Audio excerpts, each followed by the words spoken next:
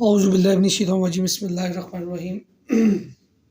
आज का जो हमारा टॉपिक है ये सिविल इंजीनियरिंग की field quantity serving and estimation से रिलेटेड है, जिसके अंदर आज हम एस्टिमेशन सीखेंगे। एक कमरे के अंदर टाइल्स जो है वो कैसे लगाई जाती हैं। ठीक है, इसके ऊपर एक वीडियो मैं पहले बना चुका हूँ, लेकिन आज इसी के साथ एक चीज़ एडिशन एक चीज़ की है, वो है स्कर्टिंग की।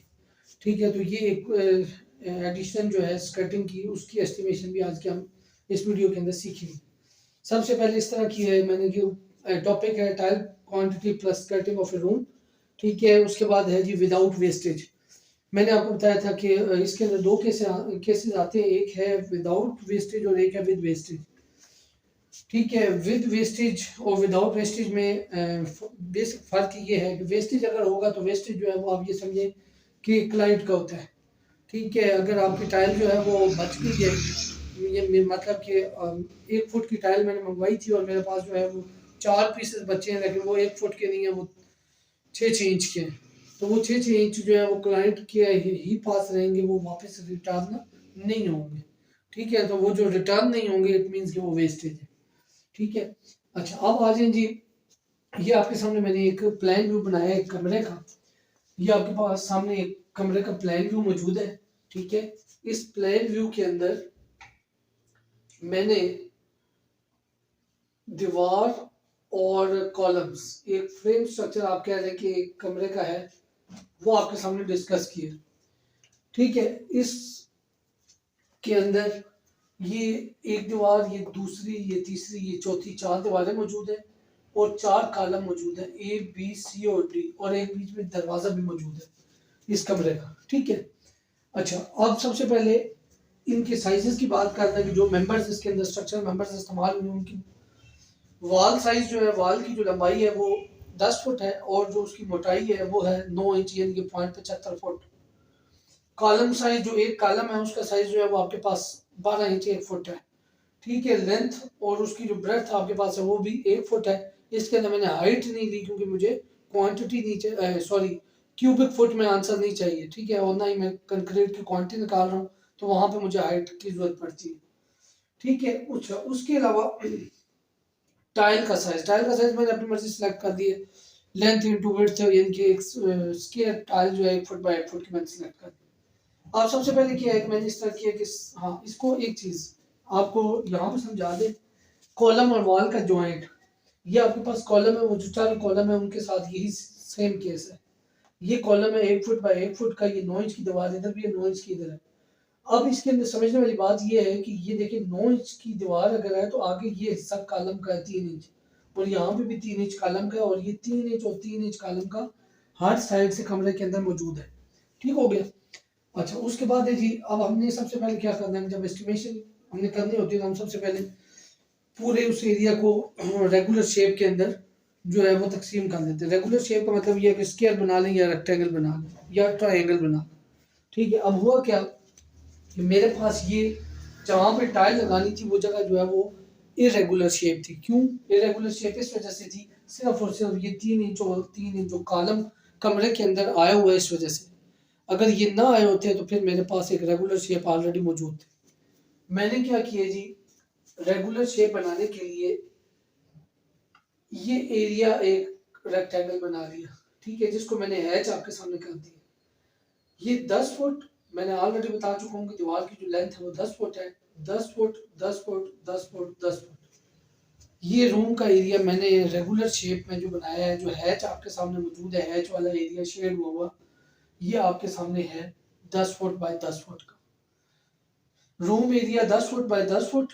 टाइल एरिया मेरे पास ऑलरेडी गिवन था, इससे मैंने निकाला, मुझे ये पता चल गया कि मेरे इस शेडेड रीजन के अंदर सिर्फ 100 टाइल लगनी। अब हुआ क्या आगे, जो एरिया ये बच गया, एक स्ट्रिप, दूसरी स्ट्रिप, तीसरी स्ट्रिप और चौथी स्ट्रिप जो कि हैश नहीं है, जो कि हैच नहीं हुई, जो कि शेडेड नहीं है। अब उसके अंदर भी तो ज़्यादा टाइल लगानी है ना हमने, और वो कौन सा रीजन आता है, वो देखिए वो रीजन आपके पास ये वाला रीजन आता है, ये जो 3 इंच वाला हिस्सा है ना। अब मैं जो बात करने जा रहा हूँ वो टाइल आपकी इस जगह के ऊपर आनी है, वो टाइल आपकी इस जगह के ऊपर आनी है। ठीक है, अब जो मैं बात करने जा रहा हूँ अब देखिए, मैं फॉर एग्जांपल इसकी डायमेंशन ओवरऑल कमरे की जो है वो सेम है, इस वजह से मैं इसकी इस एक स्ट्रिप का निकालूंगा, क्वांटिटी निकालूंगा तो बाकी सब की सेम है।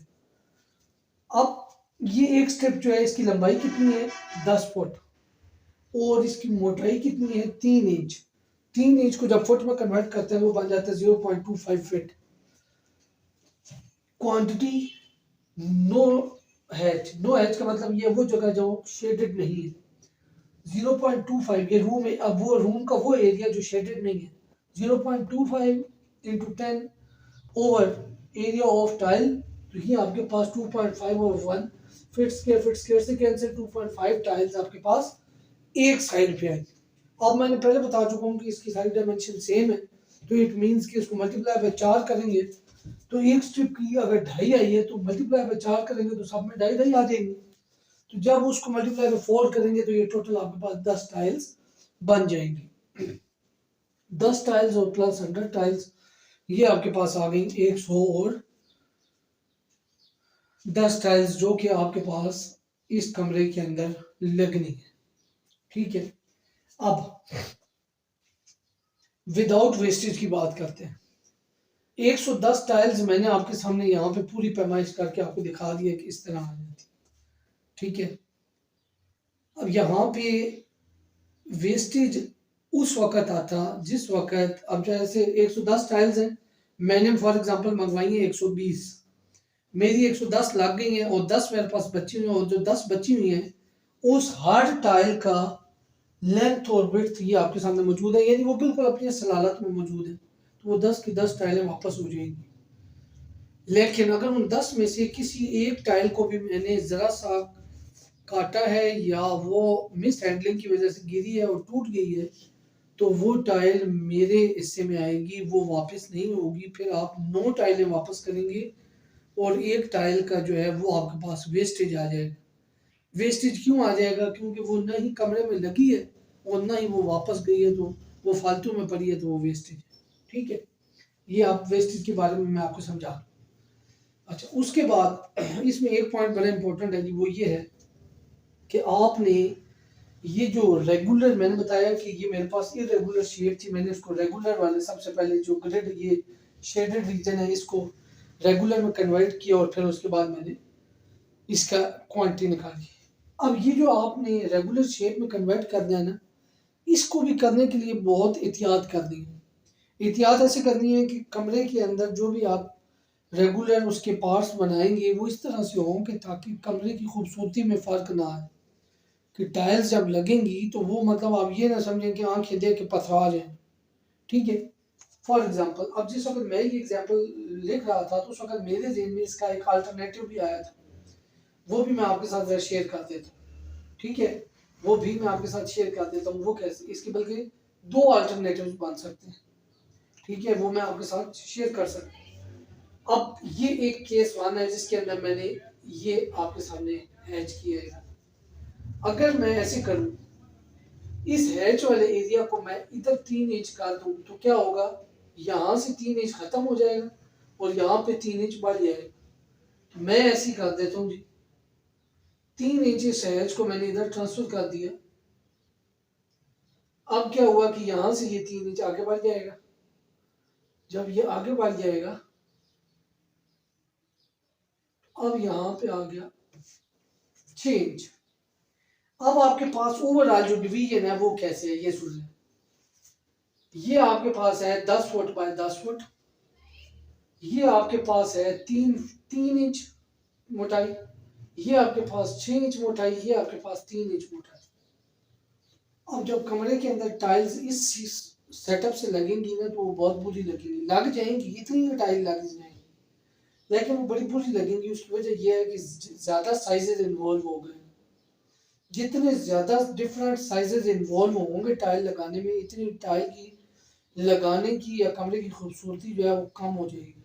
अब ये देखिए, कमरे में मैं एंटर हुआ, मैंने देखा जी यहाँ 3 इंच की टाइल लगी हुई है, यहाँ 6 इंच की लगी हुई है, यहाँ फुट बाय फुट की है, यहाँ फिर 3 इंच बाय 3 इंच की है। ठीक है, तो ये एक चीज़ जो है आपने इस चीज़ का बड़ा ख्याल रखना है।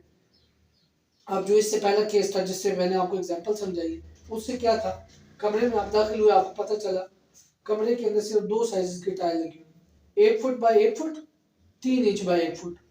और 3 इंच बाय 1 फुट भी कैसे लगी हुई, साइडों पे 3 इंच बाय 1 फुट और सेंटर में 1 फुट बाय 1 फुट। तो वो मतलब एक समझे कि बड़ी एक बेहतरीन अंदाज में लगी हुई, एक जो सेटअप बेहतरीन सेटिंग आ जाती है ना, वो आ गई। ठीक है। अच्छा, उसके बाद ये यानी कि आपने बड़ा ख्याल रखना है कि जब आपने डिवीजन करनी है, दोबारा से रिपीट कर देता हूँ कि जब आपने इरेगुलर शेप को रेगुलर में तकसीम करना है तो आपने ऐसे करना है कि आपके पास टाइल्स के कम से कम साइजेस आए, जो डिफरेंट है ना साइजेस का, वो कम से कम है। जितना कम आएगा इतना कमरे के अंदर टाइल जो है वो खूबसूरत नजर आएगी, वो कमरे की खूबसूरती में इजाफा होगा।